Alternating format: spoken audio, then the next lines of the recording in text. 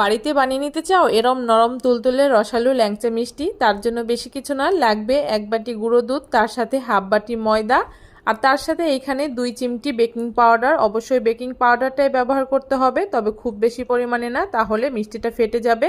তার সাথে 2 চামচ ঘি দিয়ে দিয়েছি। ঘিটাকে দিয়ে খুব ভালো করে ময়দা আর গুঁড়ো দুধের সাথে মিশিয়ে নিয়েছি। আগে থেকে জাল করে ঠান্ডা করে নেওয়া দুধটাকে অল্প অল্প করে দিয়ে চিটচিটে একটা ডো তৈরি করে নেব। ডোটাকে খুব বেশি শক্ত করা যাবে না, এরকম চিটচিটে করে ডোটাকে মাখিয়ে নিয়েছি। এখন রেস্টে রেখে দেবো 10 মিনিট।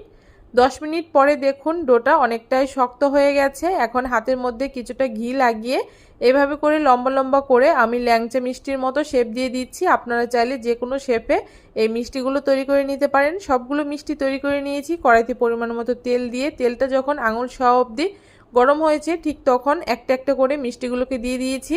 আর মিষ্টিগুলোকে দিয়ে বেশ অনেকটা সময় নিয়ে একদম লো আঁচে মিষ্টিগুলোকে ভেজে নিতে হবে।